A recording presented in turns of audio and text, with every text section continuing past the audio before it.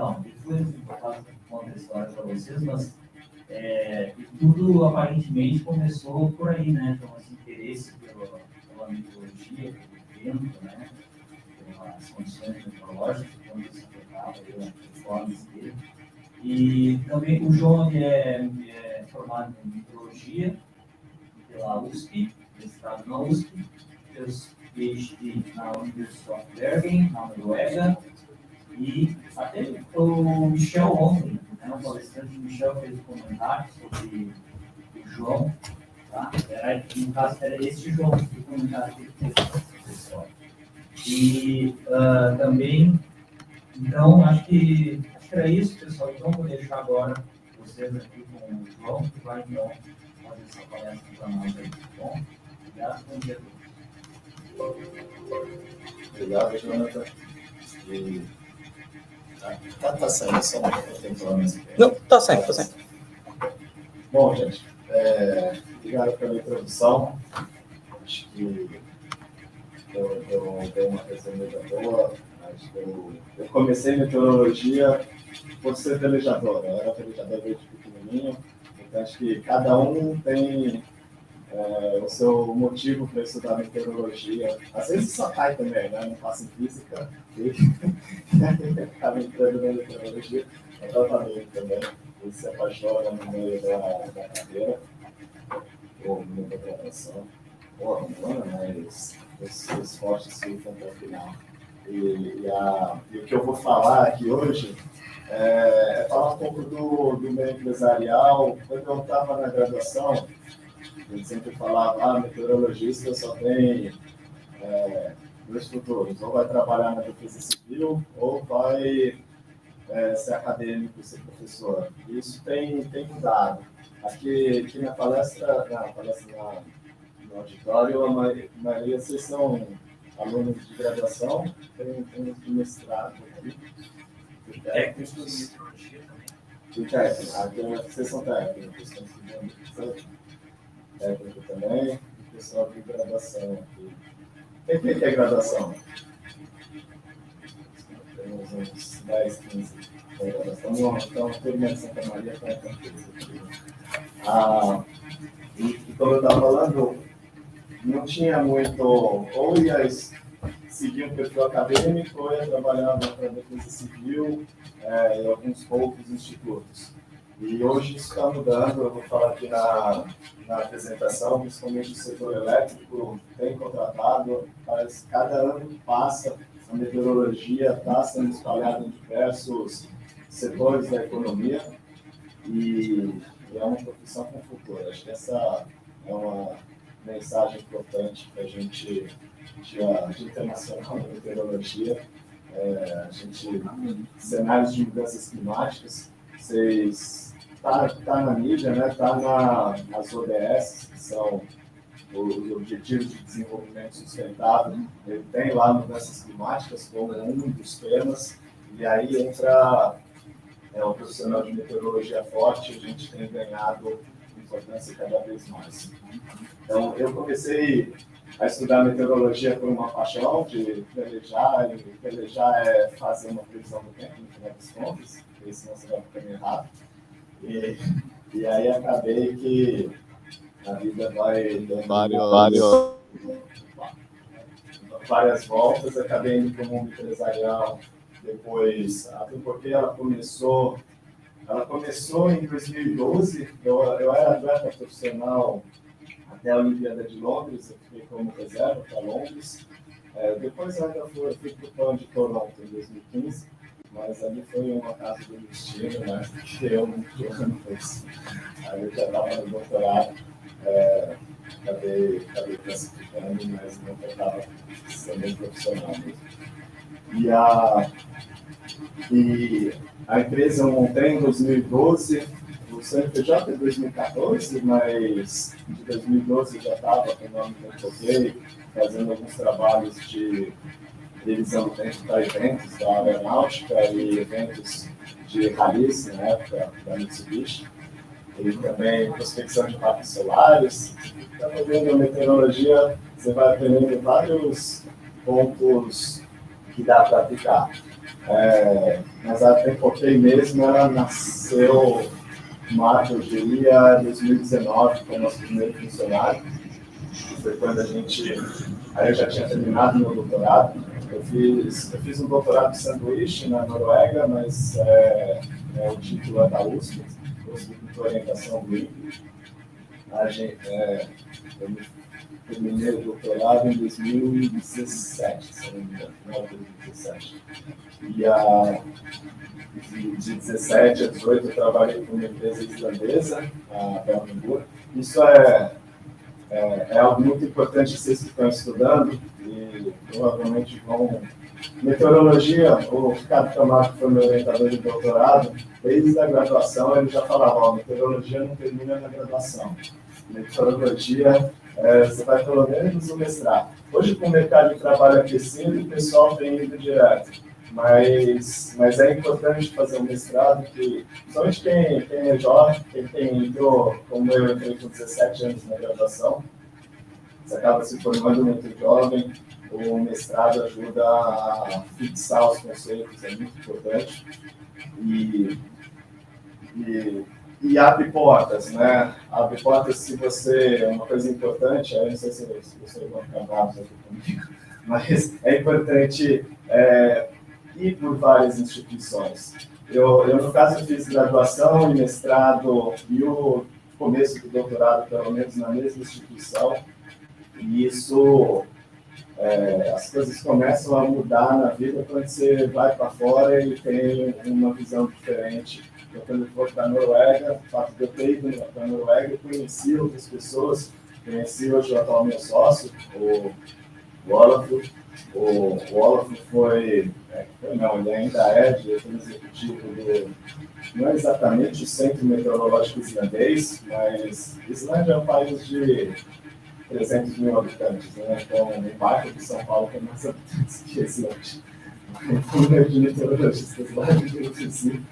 E o Centro Meteorológico Islandês, que nem aqui no Brasil, que a gente tem o INMET e o CPTEC, lá eles também têm a AISO, que é onde fazem as análises, cuidam dos instrumentos, e tem a Belmingor, que é o equivalente ao CPTEC, onde rodam os modelos. Eu trabalhei na Belmingor quando eu fui lá quando estava lá em Bergen, a convite do Michel Mesquita, que apresentou ontem aqui. Ele me apresentou o Olafur, eu fiz um trabalho com ele, ele acabou me contratando, eu trabalhei com a Belmingor em 2016 e 2017. E em 2017, quando eu já estava de volta aqui no Brasil, as coisas acontecem, muitas vezes algo ruim acontece para o melhor. Então, na época de 2017, eu acabei perdendo emprego por uma crise na África, que a gente atendia a África, era responsável pela África. Só que, em vez de perder o emprego, ele falou que tinha acabado a grana, sinceramente. Aí eu falei, então, em vez de eu trabalhar para a África, já que a gente tomou um calote lá da África, vamos pegar as máquinas comparadas e montar um negócio aqui no Brasil. E aí que começou a nascer a Tempoquei como uma empresa, mesmo uma estrutura empresarial. Ali no começo de 2018, ainda estava startup, sem nenhum funcionário, tentando descobrir, né, hoje ainda está o Agropop, tentando um monte de coisa, mas a gente se achou no setor elétrico, e a empresa, nosso primeiro cliente é de novembro de 2018. Então, esse pessoal acordou aí, né? Bom dia, Jorge. Bom dia.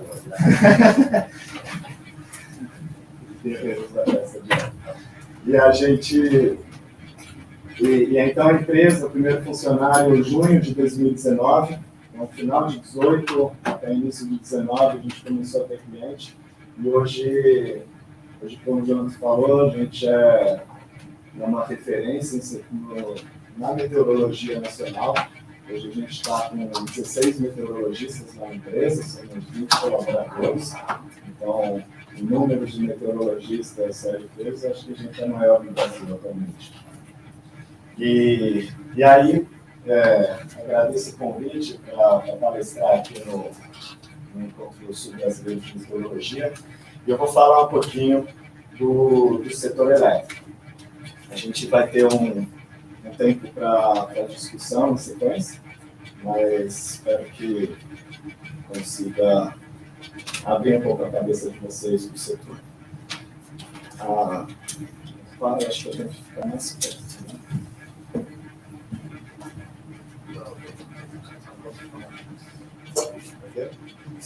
Sim, pra cá.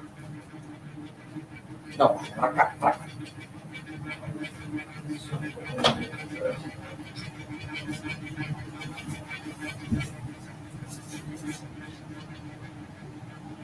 Se você der um enter, aí eu posso ir falando. Eu quero. Passa por aí. Coloca um mouse na apresentação.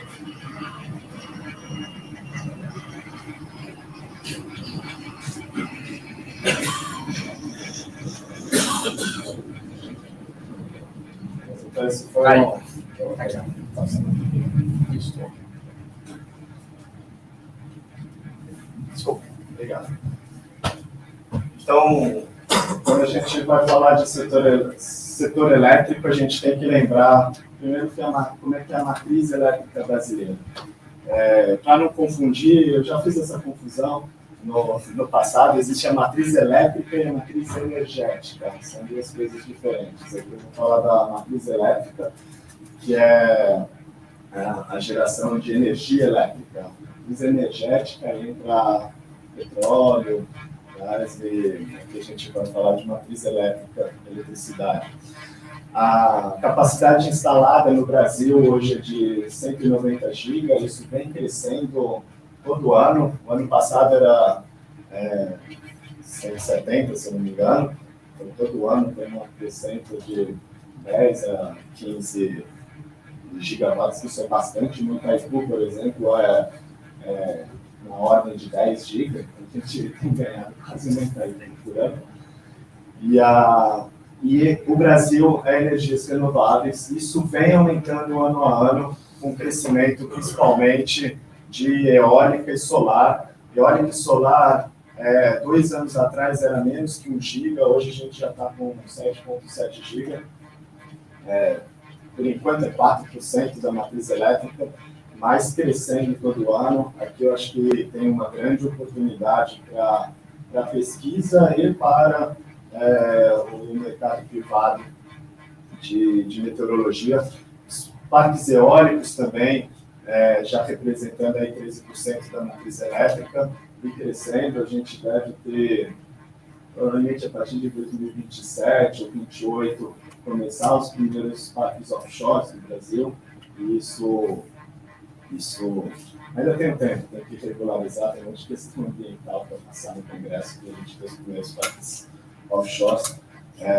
Então, o offshore vai entrar interação oceano-atmosfera, vai entrar várias questões que os parques de terra ainda não entram, e abre o leque de atuação do meteorologista.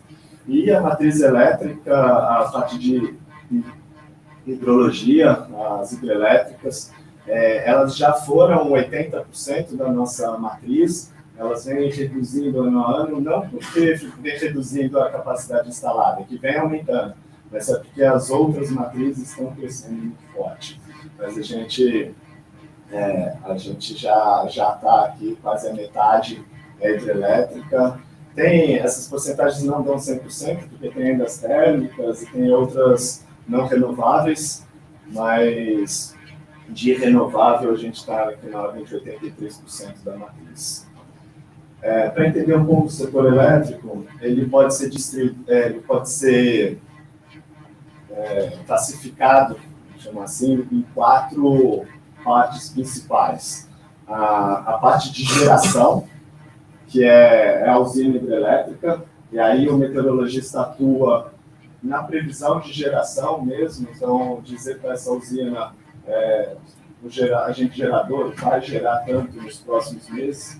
Para a energia solar, a previsão ainda nem é tão a chave do negócio, saber o quanto que deveria ter gerado é uma informação que a gente consegue dar. e ela é tão importante, não apenas o futuro, mas o que está acontecendo, porque tem a parte de instrumentação, mas instrumentos também têm falhas, e ter a medição, saber o quanto está gerando, é muito importante. Aí da geração, então aqui está pelo símbolo da produção, tem a parte de transmissão, acabei de colocar a minha ordem contrária aqui, mas são as linhas de transmissão que levam da geração centralizada. Existem dois tipos de geração no Brasil, basicamente. Existe a centralizada, que são usinas grandes e localizadas longe das cidades, e a geração distribuída e micro e mini geração, que essas são as de casa, e aí elas não passam necessariamente pela linha de transmissão. Elas já entram direto na distribuição, elas são geradas localmente, vamos chamar assim. A centralizada não, é um grande complexo elétrico que aí depende da linha de transmissão para levar até as cidades. Nas linhas de transmissão, o meteorologista entra também, principalmente para a questão de nowcasting, questão de planejamento de manutenção. Então, se tem uma tempestade, pode cair galhos na linha de transmissão, e essa parte é muito importante para as empresas de linha de transmissão ficar monitorando o tempo. Tem em sequência a distribuição, que é quando chega na cidade e é distribuída. Então, lá em São Paulo é Enel, tem as várias áreas de concessão. A gente tem, se eu não me engano, umas 70 concessionárias aqui no Brasil que fazem distribuição nas cidades, e elas precisam de meteorologia também, principalmente para a estimativa de carga. Então, quanto que a cidade vai consumir no próximo mês, no próximo ano? Isso depende muito de como a temperatura vai ser, porque carga, os maiores consumos de carga atualmente é ar-condicionado. E ar-condicionado, vocês estão aqui em Santa Maria, tem dia que está 5 graus, tem dia que está 40 graus. Então, o consumo de ar-condicionado vai depender muito da temperatura. E agora, com os painéis solares nas casas, a irradiância provavelmente vai ter um impacto significativo na carga. E isso ainda não é contabilizado pelos modelos, mas a gente já tem visto em algumas cidades um impacto significativo. Dia com sol, a carga diminui. O dia fica nublado, a carga aumenta, porque a MMGD, que a gente chama, então micro e mini geração distribuída, que é a geração solar nas casas, elas entram no nosso modelo de setor elétrico como carga. Porque essa geração não é imputada na rede. Ela serve mais para a casa diminuir o consumo dela da rede do operador nacional. Então, a meteorologia entra forte aqui nessa área de distribuição também. E a gente tem um quarto setor que a gente chamaria de comercialização. Daí são as comercializadoras de energia. Isso é uma coisa nova. Eu, pelo menos, conheci o termo comercializadora de energia só em 2018. Nunca tinha escutado falar disso na graduação, nem no mestrado, nem no doutorado. Embora é uma legislação já final da década de 90, ela primeiros comercializações de energia, no que a gente chama de mercado livre de energia, começou no início dos anos 2000. E a legislação vem sendo alterada ano a ano, de forma a mais empresas conseguirem entrar no mercado livre de energia. O que é o mercado livre de energia? O mercado livre de energia você não compra da distribuidora. Então, nós, pessoas físicas, a gente tem um consumo baixo nas nossas residências, então a gente é obrigado a comprar da distribuidora. No mercado livre de energia, é uma opção que existe um agente comercializador, ele segue algumas regras lá da Câmara de Comercialização de Energia Elétrica, e ele faz a ponte entre o consumidor e o gerador direto. E a negociação é livre, por isso que se chama mercado livre. Então, o gerador tem o preço dele, o consumidor tem o consumo dele, e a comercializadora faz um estudo de como é que está o consumo e faz uma negociação livre. Vamos deixar o preço a R$300 nos próximos 3 anos, só pela inflação. Não, vamos deixar o preço mudando todo dia. E esse preço é o que a gente chama de PLD, é o preço da liquidação das diferenças. O PLD ele é modelado no Brasil, vou ter um slide aqui mais para frente, ele varia de R$ 69,00 até R$ 9.800 entre piso e teto. E a comercializadora ela absorve essa volatilidade do preço. Então, ela acaba sendo... O consumidor não vai... O preço varia horário. Cada hora do dia ele está um preço. Atualmente oscilando. Até ano passado o preço era semanal. Mas agora cada hora ele pode ter um valor diferente. E o agente comercializador vai comprar do gerador pelo PLD. Mas ele vai vender para o consumidor num preço fixo, ou o preço que ele negociar. Então, ele absorve esse risco da volatilidade. Como a nossa matriz elétrica é 83% renovável, meteorologia entrega em, vamos dizer, 83% desse preço. Então, a gente basicamente que estuda quanto deve ser o preço futuro e a análise de risco. A comercializadora, no final das contas, é uma corretora de seguros. São corretores e bancos, e eles vão assegurar que eles vão ter um lastro que, se o preço subir muito, eles vão cumprir com o contrato e manter. Então, se você fecha com eles a R$300 e o preço está a 800, eles vão ter prejuízos. Ele não é um trader. Ele é um trader, mas ele precisa garantir o preço de venda. Ele não garante, porque quem garante é o modelo do PLD, mas ele tem que cumprir aquele contrato. E a energia não sai apenas da geração. Quando você compra, você pode comprar, compro 1 ano de energia, mas se o preço sobe, eu posso comprar energia, no final das contas, ela se torna um papel. E aí, você não compra exatamente aquele elétrico, você compra, e se você não usar aquele papel, você pode vender para outro agente comercializador que está precisando. Então, às vezes, o preço está muito baixo, as comercializadoras compram mais do que elas venderam no mercado, para quando o preço subir, elas venderem para algum outro agente comercializador que está com algum consumidor e não compra. No final, é uma bolsa de valores que a commodity seria a energia.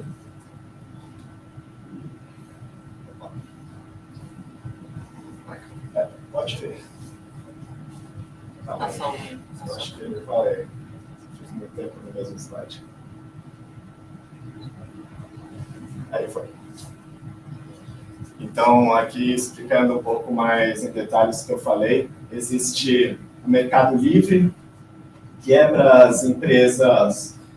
Hoje, o Mercado Livre é na ordem de, se você tem um consumo acima de R$10.000, você pode já migrar para o Mercado Livre. E a ideia é que até 2027, 2028, pessoas físicas possam comprar no Mercado Livre também, não necessariamente comprar da distribuidora. Então, aí, nesses próximos 5, 10 anos, a gente provavelmente, ou menos, estavam projetando para já abertura do Mercado Livre em 2026, se não me engano, mas isso depende muito do Congresso. E o que acontece? Por isso que os bancos estão entrando. Então, a gente tem hoje Itaú, Santander, os grandes bancos entrando no Mercado Livre de energia para estudar esse setor, porque lá na frente a gente vai poder comprar, provavelmente um banco vai vir para a gente no aplicativo do banco, transfere sua conta de luz para a gente te dá 5% de desconto. Porque o mercado regulado, o mercado cativo, o preço é regulado pelo governo e é fixo só pelas bandeiras tarifárias. E o Mercado Livre não, a negociação é livre, e pela lógica de mercado e competição, você acaba conseguindo, a conta que o pessoal tem feito é na ordem de 20% a 30% mais barato do que o mercado regulado. E também não quer pagar menos conta de luz. Então, provavelmente, as pessoas vão migrar para o Mercado Livre. Esse seria o mercado varejista do Mercado Livre que está abrindo.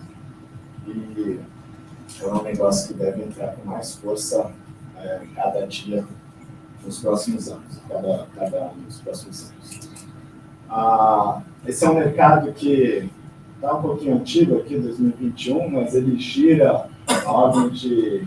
Hoje já está na ordem de 200 bilhões de reais, então é muito dinheiro que circula. A energia, uma curiosidade, dinheiro faz dinheiro, no final das contas, mas quando ele circula, ela circula cerca de 8 vezes dentro do próprio, entre as comercializadoras de energia. Então, quando o consumidor consome o elétron hoje em dia não dá para armazenar. Isso é algo que está tentando se mudar com o hidrogênio verde. Então, o hidrogênio verde nada mais você gera alguma energia na planta, armazena isso em forma de um líquido, no caso do hidrogênio, ou amônia verde também. E aí a ideia é que você exporte isso para a Europa.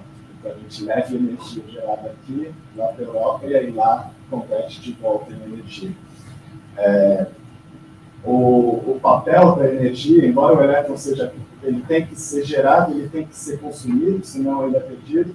Como no mercado ele acaba sendo um papel, esse papel ele circula 8 vezes entre mãos diferentes de comercializador até chegar, ser entregue e comprado pelo consumidor final.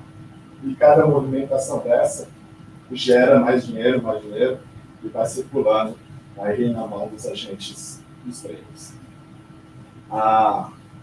O Mercado Livre ele vem crescendo, então a gente tem visto aqui desde 2013, 14, 15, começou a crescer em número de consumidores no mercado, e isso vem crescendo em 2022, mais acentuado, com a abertura do Mercado Livre, mais e mais clientes têm vindo para o mercado. Por outro lado, o consumo cativo vem diminuindo, porque o pessoal está migrando do cativo para o Mercado Livre. Não apenas o consumo de energia vem crescendo, mas também o número de empresas comercializadoras de energia vem crescendo ano a ano. A gente, então, eu estou sem as datas, mas isso aqui no início dos anos 2000, tinha menos de 50 comercializadoras. Hoje, se eu não me engano, isso aqui é 2022, tem 460 comercializadoras. Não todas essas são empresas de verdade, na Tempo que a gente estima que operando mesmo tem na ordem de 150 a 200 comercializadoras. Muitas dessas aqui é o que a gente chama de empresa de prateleira, que é uma empresa que tem o CNPJ e fica só pronta ali para vender para alguma outra empresa que queira ter o seu próprio agente comercializador. Mas que seja 150 empresas, imagina, são 150 empresas no fundo precisando de meteorologista. Então, e a gente tem visto empresas com 2, 3 meteorologistas. A Aura, em Votorantim, tem 3 meteorologistas trabalhando lá. Tem banco que a gente vê aí já com 2 meteorologistas. Por quê? Porque o preço depende da previsão. O preço depende de futuro, né? Você quer, se o mercado está achando que vai ser seco, o preço vai subir. Se o mercado está achando, é muito como está sendo as análises, o preço de hoje ele depende de como o mercado especula o futuro. E essa especulação do futuro é uma previsão.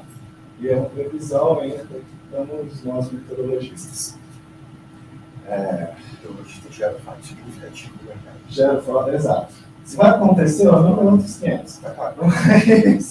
Mas o fato de a gente falar, vai ter El Niño, o El Niño vai causar X.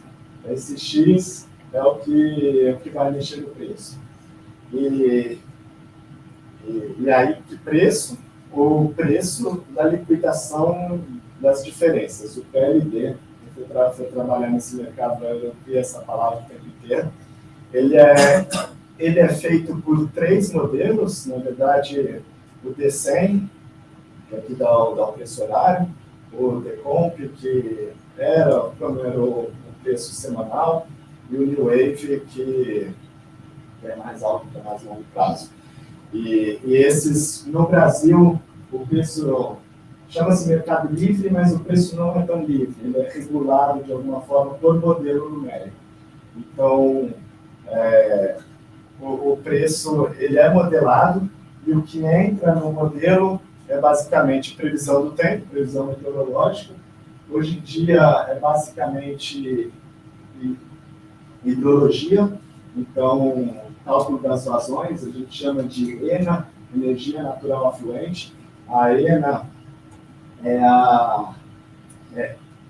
um conceito abstrato no sentido que o operador nacional, o preço, que que nós brasileiros decidimos aqui para o preço do Brasil. Se eu deixo o preço totalmente livre em função da oferta e demanda, o que uma hidrelétrica pode decidir fazer? Hoje o preço está lá embaixo, não vou querer vender. Então, uma hidrelétrica, no final, ela acaba agindo como um capacitor no sentido que ela pode armazenar energia em forma de reservatório. Então, ela trava o reservatório. E aí, como é que, se você deixar o mercado totalmente livre, como é que você vai falar para a hidrelétrica, você não pode travar o reservatório, senão você quebra toda a cadeia ajusante. Não pode. Aí, para regular isso aí, o preço ele não é por oferta e demanda, ele é um preço modelado e a vazão não pode entrar a vazão real, porque se o operador manda a usina hidrelétrica fechar, a vazão real ela vai diminuir.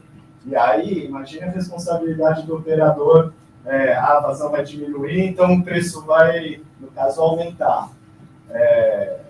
O operador não pode mexer no preço assim, por uma ação regulamentada de decidir, libera a vazão, porque senão o agronegócio ajusante não vai ter água para irrigação, ou não vai matar todos os peixes por seca do rio, ou vai matar toda a economia ajusante. Então, para o operador não ficar com essa responsabilidade do preço, a gente foi criada essa ideia de energia natural, que seria como seria a vazão se não tivesse nenhuma barragem. Então, e aí entra o modelo, no Brasil a gente usa o modelo SMAP, que é um modelo de chuva-vazão, que ele estima as vazões. Então, no setor elétrico, isso é um negócio que demorou tanto na minha cabeça, já é verdade, a gente não quer estimar a vazão real.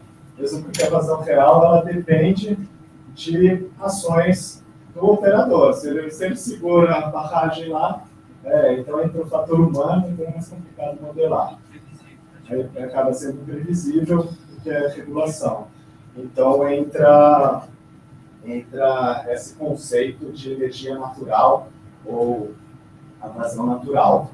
A energia natural é a vazão natural multiplicada pela produtibilidade. Eu já fui com cliente, os nossos clientes eles são engenheiros. A maioria é engenheiro eletricista e agora está com mais meteorologista. Aí numa aula para cliente, eu falei, fazendo uma continha de engenheiro aqui. Você só engenheiro nessa. Porque no final é uma continha de engenheiro, você pega a vazão e multiplica por um coeficiente, que é produtividade. Enfim, perdeu. No final do mundo risado, ele ficou. Isso acontece muito, não falo em continha de engenheiro no setor elétrico. Por exemplo, o operador nacional falava AOMS, aí ele me corrigiu, não é o operador nacional. Então é o ONS. Tomei uma dessa também. E então o preço aqui no Brasil ele é modelado, ele não é livre que nem lá na Europa, que lá é livre, porque lá é mais complexo, porque cada país tem sua regulação e aqui não, então a gente tem quase um tamanho do continente inteiro controlado e regulado pelo OMS e pela CICER. Entra um pouco de regulatório no preço, mas grande parte é previsão de hidrologia. O vento e a temperatura, eles entram na carga. Isso está mudando, está toda uma discussão para entrar na geração. Mas como esses modelos são um pouco mais antigos, quando não tinha eólica, e para simplificar a parte de eólica e solar, hoje em dia ela é modelada no lado da carga e não da produção. Bom, e aqui então, isso aqui é um resumo de quando coloquei 2018, mas na verdade é 2019. Final de 2019, meados de 2019, tinha 2 meteorologistas na equipe e eu conhecia na ordem de 10 meteorologistas no setor. Hoje, agora 2023, a gente está com mais de 80 clientes comercializadores e entre os nossos clientes a gente conhece, ali na nossa lista de transmissão dos boletins, mais de 40 meteorologistas trabalhando no setor. Então, é um crescimento muito grande nesses 4 anos. Então, o pessoal deve ter visto, conhecer algum colega que está trabalhando no setor elétrico. Então, a gente, isso aqui é uma coisa que eu falo bastante, a gente não compete com um meteorologista da equipe lá deles, a gente fornece informação para o trabalho deles ser mais produtivo dentro da empresa. Então, acaba sendo um trabalho que, quanto mais os comercializadores entendem o papel da meteorologia no preço, mais eles contratam meteorologistas e mais assim, o nosso mercado vai crescendo. Mas nem tudo é as mil maravilhas, né? A gente, aí agora, então eu expliquei um pouco como é que funciona esse mercado de energia. A gente tem essa questão de volatilidade do preço. Então, essa aqui é uma empresa Eletra Energia de Curitiba, acho que foi aluno daqui, o Gustavo Berato, que trabalha lá. E aí eu achei bem interessante esses gráficos que eles deixam disponíveis no site todo dia. E como é que o preço tem oscilado? Então, o preço oscila aqui, o teto regulatório, agora o teto subiu um pouco, mas aqui, até ano retrasado, o teto era na ordem de R$560, até o piso, na ordem de 40, agora hoje o piso é R$69. E o meteorologista ele entra nessas oscilações, quando está entre o teto e entre o piso. Entre o piso e o teto. Quando está no teto ou no piso, a gente não faz muita coisa, porque o preço não mexe, e aí esse preço não mexe porque não vai precisar. E a gente está, em uma certa forma, uma crise, vamos chamar de crise para os meteorologistas do setor, já desde meados de 2022. A gente está entrando aqui no segundo ano de preço no piso. Então, por um lado é bom que chovendo, então os reservatórios estão cheios, a gente tem segurança hídrica, mas em termos de nosso trabalho, acaba não sendo lá tão bom, porque esse preço não oscila, a gente acaba não tendo muito o que fazer.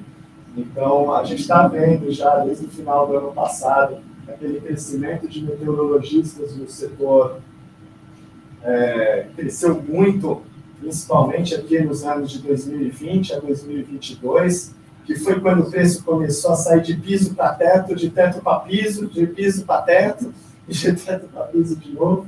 E aí, então, as empresas que tinham meteorologista acabaram se posicionando melhor.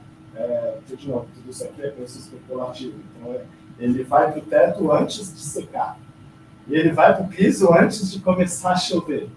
Foi para as projeções. Então teve uma onda de contratação de meteorologistas muito grande aqui entre os anos 2020 e 2022.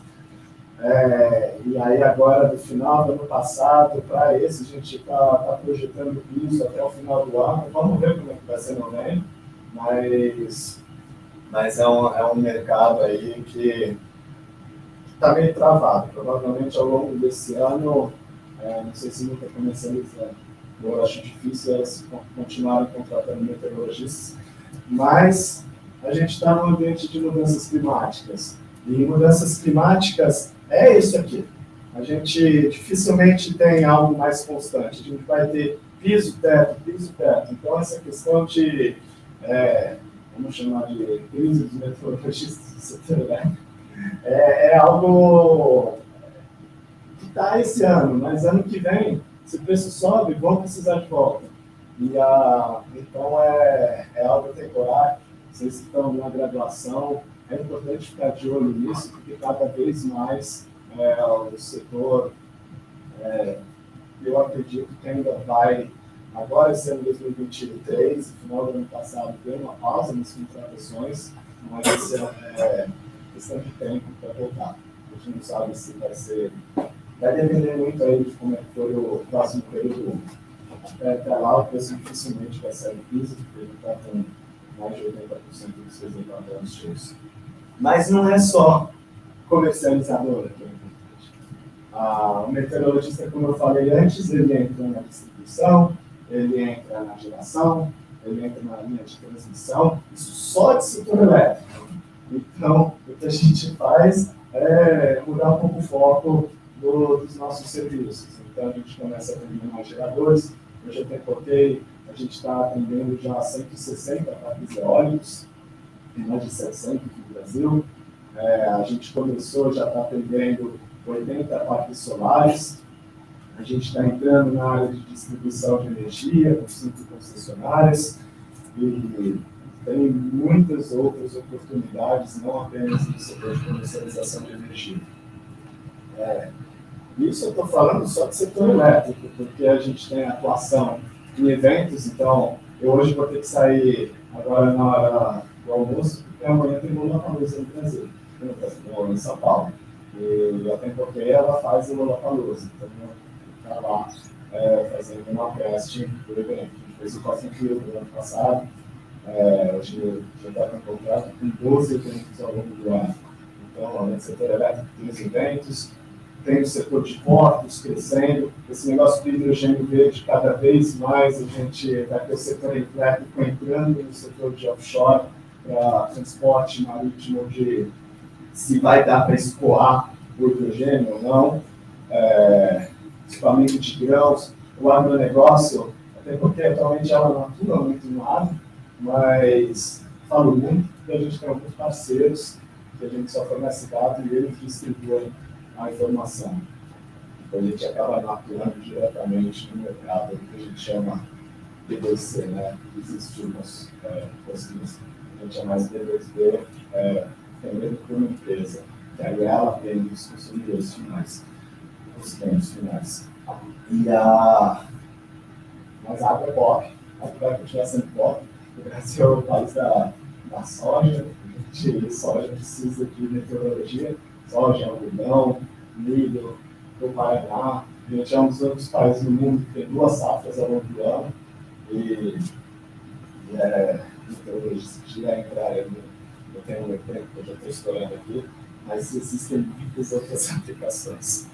E até porque está aqui no setor elétrico, a gente tem um modelo meteorológico, vocês já devem ter ouvido falar do WOF, o português da BFF. A gente, na empresa, a gente tem esse domínio, então a gente fala da América do Sul inteira, com 9,6 quilômetros até 10 dias e meio, e tem uma segunda grade com 3,2 quilômetros de resolução alinhada em leste e two-way para 4 dias e meio. A eu estou falando aqui 2.000 cores, mas é na ordem de 1.800 cores atualmente, que a gente roda essa configuração. Roda todo dia uma previsão para 10 dias e meio. E a gente tem uma rodada subsazonal para 45 dias, mas aí com 20 quilômetros. Essa é mais experimental, esse servidor. Distribuição vertical. Distribuição vertical. Ela varia com a altura, né? Então ela A quantos minutos? está com 51 minutos verticais. Até 50 km. E aí vai. O modelo meteorológico começa nos 40 metros, abaixo é tudo parametrizado. Quando a gente fala vento a 10 metros, não é o vento do modelo lá, é da parametrização de camarote superficial. E aí ele vai a 50 metros, aí vai espaçando até ficar com 1 quilômetro, até uns 20 quilômetros de altura. Aí a gente tem, então tem o nosso modelo que a gente chama Top 10, de 10 dias, que é aquele. Peguei aqui, mas sempre sem chuva, né? Provavelmente, porque essa apresentação eu preparei no inverno passado, hoje seria bom pegar de novo. Mas não é muito bom para passar dos clientes. Na verdade, agora seria, só para dizer, cara, o preço vai mexer um pouquinho. Agora no inverno já não chove mesmo, mas o verão choveu demais. Então, Isso participa do. essas aqui são as principais bacias hidrográficas do Brasil. E Essa é a bonita. porque isso aqui é o Madeira. Ok. Então, essa aqui é a bacia do Madeira. A bacia do Madeira, a gente tem em Santo Antônio, em geral aqui. Essa aqui é a bacia hidrográfica dela, desde os Andes aqui até nesse aí. A gente tem Belo Monte, aqui no Xingu, tem Tucuruí, aqui nesse Araguaia. Mas os reservatórios estão aqui no Sudeste brasileiro, no Paranaíba, Grande e Alto São Francisco, basicamente. A gente tem produtos para estudo de clima. Hoje a gente, embora o preço oscila muito, se você vai ter um bloqueio na semana que vem, isso já mexe o preço do ano inteiro, mas, então tem as operações que o PLD depende muito de como está a capacidade de armazenamento atual do sistema, mas projeção de clima é muito importante. Principalmente agora que está tudo parado, a gente começa a perguntar como é que vai ser o ano que vem. Como é que vai ser o próximo período úmido. Então, previsão sazonal e principalmente as grandes hidrelétricas e um negócio que chama GSF, que é a garantia, que é a física, a garantia física da usina. Eles têm que projetar para os próximos 30 anos. Então, quanto que a usina vai gerar nos próximos 30 anos. Todo ano vai ser feita essa conta, mas alguém tem que dar a informação de quanto vai chover nos próximos 30 anos. Se o meteorologista não der essa informação, vai dar. Então, a gente entra aí também em previsão climática. Modelo de energia solar e vários produtinhos que a gente trabalha aqui. Bom, gente, espero que tenha aberto um pouco a cabeça de vocês aí para o setor elétrico e dado uma perspectiva de meteorologia no setor privado. Agora acho que a gente pode abrir para a discussão.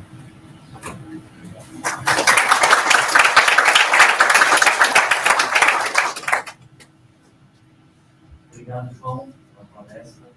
Muito bom, praticamente uma aula isso de meteorologia com o setor elétrico. Então a gente abre para perguntas agora, pessoal, por vontade. Mário, vamos lá.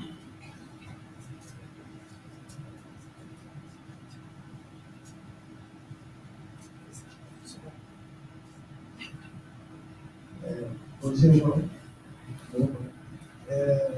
Parabéns pela aula, né? Parabéns para todos nós pelo nosso dia.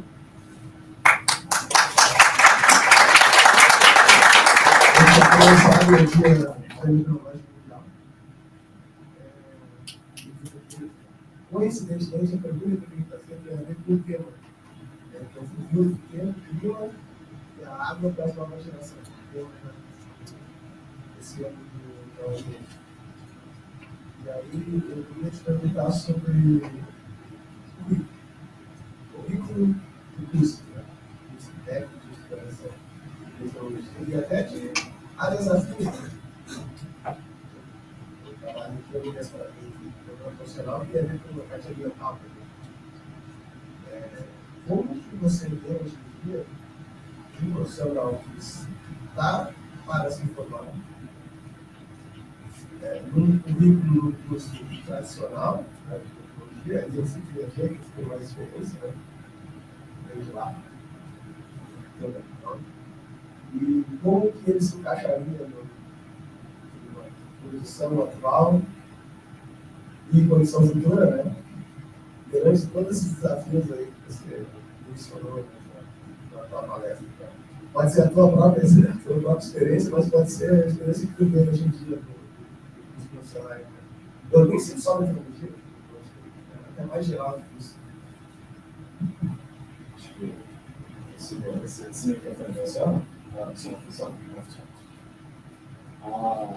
É uma pergunta que eu acho que a academia tem que se fazer todo ano, no mínimo, porque o mercado,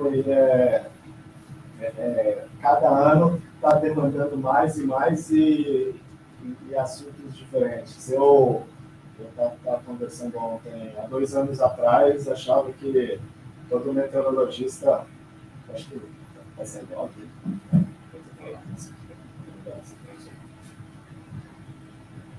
eu achava que se meteorologista não programasse, não teria futuro. É simples assim. Hoje eu começo a mudar um pouco essa cabeça, mas ainda programação é algo que tem que ter mais forte no mercado e na academia. As linguagens de programação vão evoluindo muito rápido, então na graduação a gente aprende C, mas na verdade na academia você tem que ensinar lógica, porque o que vai ser preciso daqui a 5 anos, a gente não sabe qual vai ser a linguagem daqui a 5 anos, os nossos alunos hoje vão estar no mercado daqui a 5 anos. Então é difícil saber, vai ser Python, vai ser Go, vai voltar para o COBOL. Então eu aprendi C na graduação, depois um pouco de Fortran. Fortran é importante porque os modelos rodam em Fortran, no final das contas, então na WRF é Fortran e C, basicamente, porque Fortran é rápido. Mas no dia a dia, se você for para uma área de desenvolver modelo meteorológico, você tem que ser muito bom em Fortran, que é isso que você vai usar. Mas se você for para o mercado privado, hoje em dia é Python, que as empresas estão exigindo. Então, mas aí depende da empresa também. Então, se você está numa empresa como tem qualquer, a gente programa tudo em Python. Então tem que saber Python. Eu não aprendi Python, assim, na verdade, no meu mestrado e doutorado, no mestrado era grades, aí no doutorado, essas mais linguagens de mais alto nível. Foi para a NCL, o NCL foi descontinuado já, o Grátis foi descontinuado antes do NCL, daí o Grátis virou NCL e hoje em dia o NCL também saiu a Python. Tá tendo essa movimentação para o Python. Me perguntaram outro dia por que Python e não R? Simplesmente porque o log do Python é muito mais fácil. O R não é muito explicativo na hora de caçar bugs. Então, o Python é uma linguagem forte, é importante a gente ter, mas eu não vejo que tem que ter uma disciplina de Python. Tem que estudar na graduação e lógica. E aí, depois, você vai aplicar a lógica, aprender Python, você aprende em 6 meses. E aí vai de cada pessoa correr atrás dos seus cursos extracurriculares e aprender aquilo que o mercado está demandando. Mas não é só lógica de programação. A gente tem análise de dados, é um negócio muito importante, então a gente isso às vezes é um problema, a gente acaba vendo meteorologista que mal sabe o conceito de zacas, de alta parabólica, baixa do chaco, e como isso funciona, o que é um bloqueio. O bloqueio, isso é uma discussão que tem que ser levada para a academia. Cada um está falando que bloqueio é uma coisa, a gente vê a empresa falando, uma alta de 3 dias, já está chamando de bloqueio. Próprias zacas hoje, tem uma frente que estaciona 2 dias, já tem gente chamando de zacas. Às vezes não tem nem alta para a Bolívia, e o mercado fica confuso com isso aí, porque esses nomes mais fortes, zacas e bloqueio, isso mexe no preço da energia. Então vem algum meteorologista, posta lá no LinkedIn, estamos com bloqueio. Agora que o preço está no piso, não está mexendo, mas se a gente tivesse numa volatilidade, isso poderia fazer algum agente que não entende muito do negócio, já falar, opa, é um bloqueio, o preço vai subir, vou já sair comprando agora, e aí no final não é um bloqueio, no final é só uma alta transiente que deu uma estacionada. Outra, essas questões de conceito tem que sair tem que ser melhor fixado na graduação e na academia, e levar isso também. A gente perdeu o termo de zacas. Antes tinha lá a definição de zacas e ZECOL. Hoje, agora, qualquer ZECOL já é chamada de zacas. O CPTEC parou de fazer a carta sinótica dele, aí a Marinha chama de zacas, o INET chama de não zacas, ou o contrário, e ninguém tem uma definição. Essas definições elas têm que sair da academia. Além dos conceitos, também, meteorologista é comunicador. Eu acho que isso a gente falha um pouco também. Tem as matérias isso eu aprendi no meu doutorado, foi em micrometeorologia, turbulência. E um dos meus orientadores estava brincando que eu tive 6 tutores no meu doutorado. E um deles, o Amaury, quando eu estava fazendo a qualificação, ele virou para mim e falou, João, porque teoria no UPOV e todos os cursos lá é muito complexo para mesmo os meteorologistas. E se você tem que saber comunicar isso bem, essa sua teoria, para o pessoal que está na plateia entender. Então, como é que você passa um assunto complexo para um engenheiro que nunca estudou meteorologia e está começando a fazer uns cursos de meteorologia? Como é que você passa isso para um agricultor? Como é que você passa isso, como você comunica? Você não pode ser super simples, a ponto de, no final das contas, você perde toda a ciência e começa a chamar de frente fria de zacas. E aí a gente vê, às vezes, alguns conceitos errados acontecendo, mas você também não pode, se você começa a falar de termodinâmica e dinâmica, aí o cara vai perder o interesse e no final está todo mundo dormindo lá no aula. Então, essa parte de comunicação é algo que tem que ser treinado nas... Como fazer isso eu não sei, porque comunicação você aprende com o tempo. Eu antes de falar era uma ligação, aí você começa a fazer seminário atrás de seminário, você vai se soltando. Mas isso vai muito do aluno também, correr atrás. A gente tem meteorologista na área de marketing, tem meteorologista na área de programação, tem meteorologista na área de P&D, então, que acaba não programando, mas desenvolvendo conceito. Então, hoje tem várias áreas e a academia vai precisar cada vez mais e mais de meteorologista. Concluindo a pergunta. Hoje, na comercializadora de energia está meio travado. Ano que vem, aí vamos ver se não chover, pode ser que não tenha contratado. Se chover, vai continuar travado. Mas não apenas a comercializadora, o agro precisa, a distribuidora precisa, então, acho que esse mundo de... Estou fazendo administração de empresa agora, né, não ensaio da certa forma. Durante o dia estou tocando empresa, a gente está estudando administração. Eles falam o mundo VUCA, que é esse volátil, incerto, complexo, mas enfim, é um mundo de incertezas por conta muito da mudança climática. E quanto mais incerteza, mais vai precisar de meteorologistas. Então, acho que isso aqui tem que crescer ali.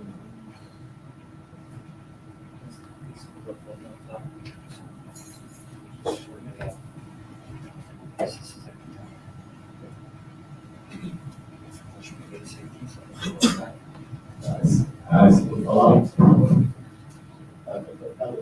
Ninguém mais fala.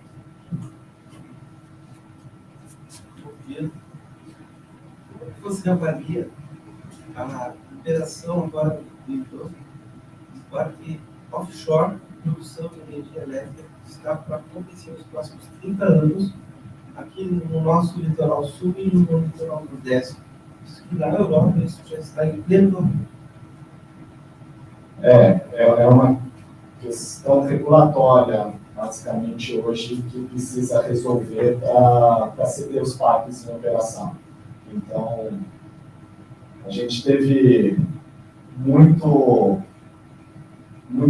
uma corrida das empresas para decidir quem é dono de cada área.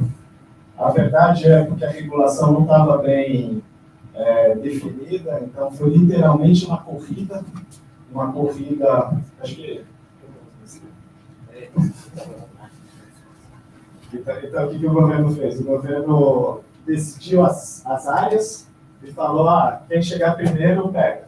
Então, nos últimos 2 anos, a gente viu uma corrida violenta de empresas decidindo, essa área é minha. Não foi algo muito... É uma crítica que o próprio setor está fazendo, e não teve muita regra para dizer quem é dono de cada área. O problema é que uma coisa é ser dono dessa... que é uma questão muito complexa, de quem quer aquele terreno. Aqui sobre a terra tem um dono. Mas se é sobre o oceano, quem é dono daquela terra, daquela área? Estou tentando usar essa ideia do pré-sal, né? Então, usar um pouco de como é que foi as concessões da área do pré-sal para o setor elétrico. Mas é algo que ainda não está regulado, essa é a verdade. Como não está regulado, embora tenha os donos, eles não podem construir. Porque se ele gerar energia, ele vai pagar royalties para o governo? Ele vai para o governo federal? Ele vai pagar royalties para aquela área ali do município que está mais perto? Para quem que ele vai pagar o uso daquela água, aquele pedaço de água? Quem é o dono daquilo lá? É a União? É os estados? É os municípios?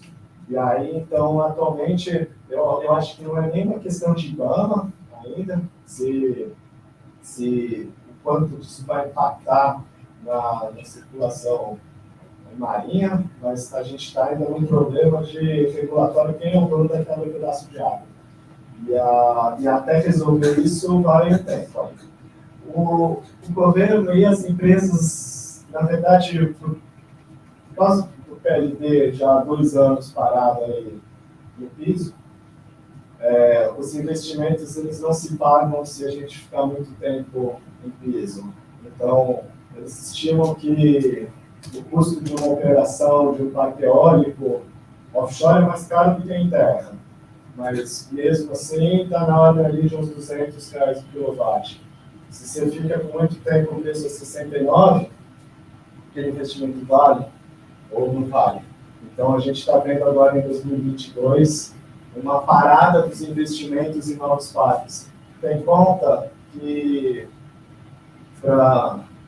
a gente está já em capacidade instalada de projetos aprovados, a gente está 3 vezes a demanda interna do Brasil. Então, a gente está... Todos os parques que estão já em fase de construção, em fase de projeto aprovado, entrarem em operação amanhã, a gente vai estar gerando 3 vezes a energia consumida no Brasil.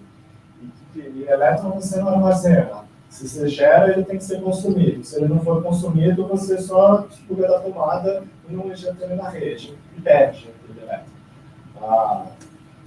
Por isso essa discussão do hidrogênio verde, que é a amônia verde. Então, é que pode ser uma solução para você pegar e escoar essa energia para outros mercados, o mercado europeu Então está com muita incerteza. A gente tem que primeiro ter essas tecnologias de armazenamento de energia, então de como transportar energia lá para a Europa, antes de ir para.